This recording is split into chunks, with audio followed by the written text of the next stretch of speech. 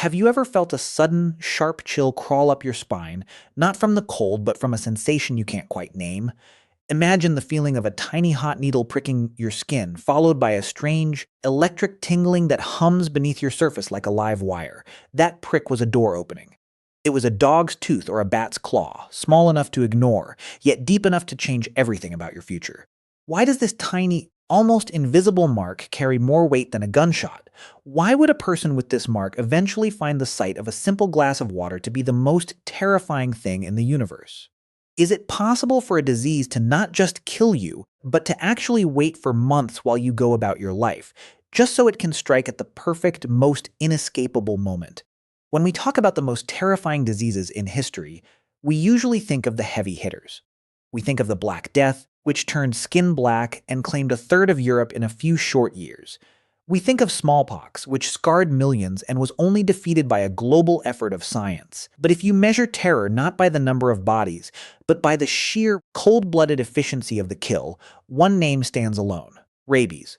But why does this specific virus, out of the millions on Earth, hold a 100% fatality rate once it begins to show its face? If we've known about it for 4,000 years, why haven't we found a simple cure for a brain that has already started to burn? That door into the body was first described in writing nearly 4 millennia ago. In the Mesopotamian Code of Ashnuna, written around 1930 BC, there was a specific law for mad dogs. If a man's dog was known to be wild and the owner didn't keep it inside, and that dog bit a person and caused their death, the owner had to pay a heavy fine of 40 shekels of silver. This tells us that even the ancients knew there was a specific, predictable sequence to this horror. A bite happens, a window of time passes, and then a person dies.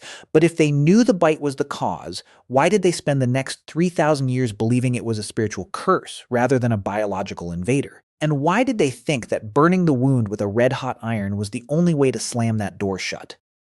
The reason the ancients were so confused is because the virus is a master of the waiting game. When a rabid animal bites you, the virus doesn't rush into your blood. It doesn't cause a massive immune response like the flu or a cold. It sits quietly in your muscle tissue, hidden from your white blood cells, doing almost nothing. It's like a burglar who breaks into a house but doesn't steal anything. Instead, he just sits in the dark and waits for the owners to go to sleep. But how does it eventually find the staircase to the brain? And why does it travel so slowly that you might not feel sick for a whole year? This slow crawl is what scientists call retrograde axonal transport. Think of your nerves as a long one-way highway. Normally, signals travel from your brain down to your fingers. The rabies virus does the opposite. It hijacks the molecular motors inside your nerve cells, specifically a protein called dynein, and hitches a ride in the wrong direction. It moves at a pace of about 8 to 20 millimeters per day. If you were bitten on the toe, it could take months for the virus to reach your spinal cord. But what happens once it finally reaches the end of that hallway? If it's been moving so slowly, why is it that by the time it reaches the brain, the human immune system still hasn't noticed that the house is on fire? The answer lies in the way the virus manipulates the door to your brain's defense system. Usually, when your body is under attack, it sends out distress signals called interferons. These are like alarms that tell the rest of your cells to lock their windows. But the rabies virus produces a specific protein that acts like a silencer. It prevents the cell from screaming for help. This is why you feel perfectly fine during the incubation period. You go to work, you eat dinner with your family, you plan for next year, all while the virus is inching up your nerves like a shadow. But as it approaches the central nervous system, a new question emerges. Why does the virus need to go to the brain at all if its only goal is to find a new host to bite? To answer that, we have to look at the furious stage of the disease. Once the virus enters the brain, it doesn't just destroy tissue like a blunt instrument. It specifically targets the areas that control behavior and basic survival instincts. It moves into the salivary glands, turning your mouth into a factory for more virus. But here is the catch. To get into a new person, the virus needs you to be aggressive, and it needs your saliva to be thick and plentiful. This is where the most famous symptom of rabies, hydrophobia, comes into play. But why would a virus make you afraid of water? Is it because the water would wash the virus out of your mouth, or is there a much more sinister biological reason? Hydrophobia isn't actually fear in the way we think of a phobia. It is a violent, involuntary physical rejection. When a person with advanced rabies tries to swallow, the muscles in their throat and larynx go into massive, agonizing spasms. These spasms are so painful that the brain eventually begins to associate the mere sight or sound of water with that physical trauma. Even a breath of fresh air, aerophobia, can trigger these spasms. The victim is parched, dying of thirst, yet their body treats a glass of water like a poisoned blade. But if the virus is smart enough to create this reflex, what does it do to the person's mind while they are trapped inside this failing machine? This is where the terror becomes personal. Unlike many other diseases that cause a person to slip into a coma or lose consciousness early on, rabies victims often remain lucid. They have periods of calm where they know exactly what is happening to them. They can talk to their doctors, recognize their families, and express their sheer terror at the next coming wave of spasms. This creates a psychological trap. You are a passenger in a body that has decided to stop following your orders. Why does the brain allow this lucidity to persist? And if the virus is so effective at hijacking the brain, could we ever find a way to trick it into letting go before the door is locked forever? For most of human history, the answer to that question was a definitive no. If you showed symptoms, you were dead. There was no middle ground. That changed in 1885 because of a scientist named Louis Pasteur. Pasteur was a chemist, not a doctor, and he was working with something he couldn't even see under his microscope: a virus. He knew that if he could weaken the virus enough, he could use it to teach the immune system how to fight. But his experiments were mostly on dogs. He hadn't yet dared to try it on a human. That was until a 9-year-old boy named Joseph Meister was brought to him, covered in 14 deep bites from a rabid dog. Pasteur faced a horrific choice. If he did nothing, the boy would certainly die an agonizing death. If he gave the boy the experimental vaccine and it failed, or if it accidentally gave the boy rabies, Pasteur could be charged with murder. He decided to open the door to modern medicine. Over the course of 10 days, he gave Joseph increasingly strong doses of the weakened virus. The boy lived. It was the first time in history that a death sentence from rabies had been overturned. But this victory raised a new set of questions. Why does a vaccine work after you've already been infected? And if we solved this in 1885, why is rabies still considered history's most terrifying disease in the 21st century? The reason the vaccine works after a bite is entirely due to that slow crawl we talked about earlier. Because the virus takes weeks or months to reach the brain, we have a window of opportunity to wake up the immune system. We give the patient rabies antibodies. Think of these as hired bodyguards, and then we give them the vaccine to help them grow their own army. If we catch it in time, the door stays locked. But the problem is that this treatment is expensive and hard to find in the places where people need it most. In many parts of the world, a bite from a stray dog isn't just a medical emergency, it's a financial catastrophe. If the technology exists to save everyone, why are 59,000 people still dying every single year? Most of these deaths happen in Africa and Asia, and almost half of them are children. They might get a small scratch while playing and not think to tell their parents. Or the family might live a 3-day journey away from the nearest clinic that stocks the vaccine. This is the door of poverty. When the vaccine isn't there, the ancient cycle of the disease takes over, unchanged since the time of Mesopotamia. But even in the modern world, where we have the best hospitals, there was always one wall we couldn't break. What happens if someone misses the window? What happens if the symptoms have already started? For over a century, the medical consensus was simple. If you have symptoms, you die. But in 2004, a 15-year-old girl named Gianna Gize in Fond du Lac, Wisconsin, changed that. She had been bitten by a bat at church and didn't seek treatment. 37 days later, she started feeling the tingling, the double vision, and the fatigue. By the time she got to the hospital, she was already showing the early signs of the clinical disease. A doctor named Rodney Willoughby decided to try something radical. He wondered if the reason rabies kills isn't because it destroys the brain cells, but because it causes the brain to misfire so badly that the body forgets how to breathe and pump blood. Dr. Willoughby's idea was to put Gianna into a chemically induced coma, essentially turning off her brain to protect it from the virus while her immune system fought the battle. This became known as the Milwaukee Protocol. It was like closing the door and hoping the fire would burn itself out without consuming the house.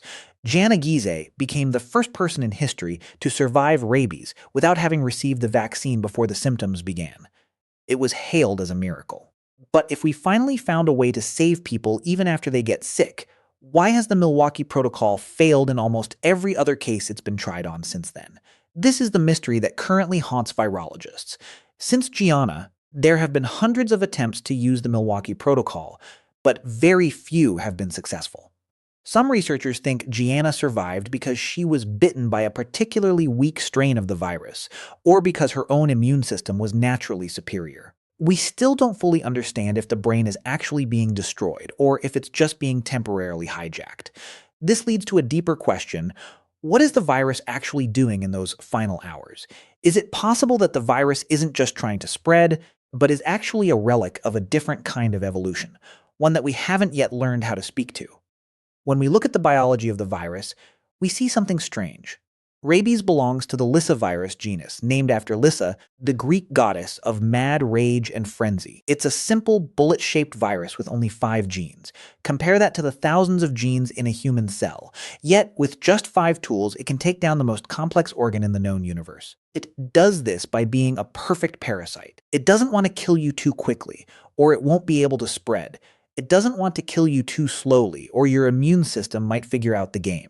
It is a biological machine tuned to a very specific frequency of fear. But if it's so perfect, is there any hope of ever wiping it off the map entirely? The key to slamming the door on rabies forever isn't actually in treating humans. It's in treating the animals we live with. In countries that have eliminated rabies, the secret wasn't a better hospital system. It was mass dog vaccination. If 70% of the dogs in an area are vaccinated, the virus can't find enough doors to stay alive in the population. It eventually hitches a ride into a dead end and disappears. We've seen this work in the Americas and Europe, but in places where wild animal reservoirs, like bats or mongooses, carry the virus, the threat can never be zero. This means that as long as we live alongside nature, that door will always be slightly ajar. So we come back to the original question. What makes this the most terrifying disease in history? It isn't the scale of the killing. Tuberculosis and malaria kill far more people every day. It isn't the speed of the spread. COVID-19 or the Spanish flu could circle the globe in weeks. The terror of rabies is found in the waiting. It's the uncertainty of a bite you received 6 months ago. It's the way it turns the most basic necessities of life, breathing, drinking, and swallowing, into weapons of torture. It's the fact that it is a disease of the self. It invades the very parts of your brain that make you you, and it turns you into a vessel for its own survival. Think about the way the virus moves through the world.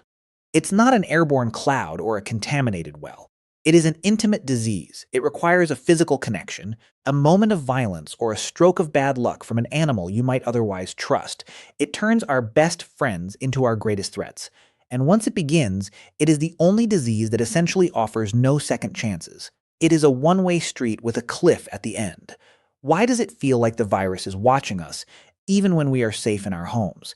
And if you were bitten tomorrow, would you have the presence of mind to seek the vaccine, or would you convince yourself that the tiny mark on your skin was just a scratch? This is the psychological weight that rabies places on the human experience. It forces us to confront the fact that our lives are governed by invisible deadlines. Once the virus crosses the blood-brain barrier, the timer hits 0. There is no bargaining with a Lyssavirus. There is no toughing it out. The door is bolted from the inside. But if the terror of the disease is its inevitability, the triumph of the disease is how it pushed us to create the first vaccines, to understand the nervous system, and to build global health networks. We learned to fight terror with science. But that science only works if you understand the stakes before the tingling begins. We often think of history as something that happened to other people in other times. We look at the Mesopotamian laws or Pasteur's lab and feel a sense of distance. But the biology of the virus hasn't changed in those 4,000 years. The dynein motors in your nerves are the same ones that Joseph Meister had. The hydrophobia felt by a victim in ancient Rome is the exact same sensation a victim feels today in a village in India. The disease is a constant. It is a shadow that follows the human story, reminding us of how fragile our control over our own bodies really is. Does knowing how it works make it less scary, or does the mechanical precision of the virus make it even more haunting? When you consider all of this, the slow crawl, the hidden symptoms, the physical rejection of water, and the near certainty of the end, you realize that rabies isn't just a disease.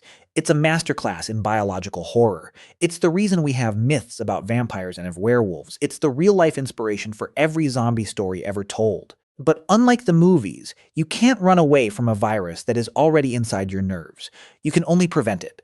The door to your survival is wide open right now, but it only stays that way as long as you are healthy. Once you feel that first tingle, that door doesn't just close.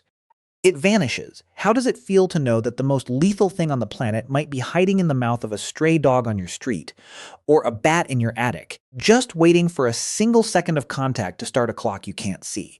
Does it make you want to look more closely at every scratch, or does it make you want to look away? If you could ask Gianna Gize what she felt in the moments before she fell into that coma, would you even want to hear the answer? The truth is, we live in a world where the most terrifying secrets are often the ones that move the slowest. We've walked through the history, the science, and the sheer physical reality of what this virus does. We've seen how it can hide for a year and then kill in a week. We've seen how one man in 1885 changed the fate of millions, and how one girl in 2004 showed us that even the impossible might sometimes be possible. But the most important question isn't about the past or the science, it's about you. If you were bitten today, would you be one of the people who waits to see if they feel sick? Or would you realize that in the world of rabies, waiting is the same as dying? The door between life and death is often a lot thinner than we like to admit. It can be as thin as the skin on your hand. We spend our lives worrying about big, loud catastrophes, but history's most terrifying disease proves that the real danger is often quiet, patient, and perfectly disguised as a healed wound. It doesn't need to scream to be heard. It just needs to wait. Are you confident that every mark on your skin is just a scratch, or are you starting to wonder about that one bite you ignored years ago? If this look into the darker corners of medical history made you rethink what terrifying really means, you might want to stick around for our next investigation into the mysteries of the human body. There's a lot more hidden in the shadows than just viruses. What's the one disease or historical mystery that has always kept you up at night? Let me know in the comments, because your suggestion might be the next rabbit hole we fall down together. And if you want to make sure you never miss another deep dive into the things the world tries to forget, you know what to do. The reality of our world is that nature doesn't care about your plans, your dreams, or your fears. It only cares about its own survival. We like to think we've conquered the wild, but the rabies virus is a 4,000-year-old reminder that we are all just a collection of nerves and instincts waiting to be hijacked. You can choose to believe that you are the master of your own body, but the moment a Lissa virus enters your system, your opinion no longer matters. In the race between your immune system and the most efficient killer in history, the virus doesn't need to be faster than you. It just needs you to hesitate once. And by the time you realize you should have moved, the door is already locked, the key is broken, and you are no longer the one in control of your own life.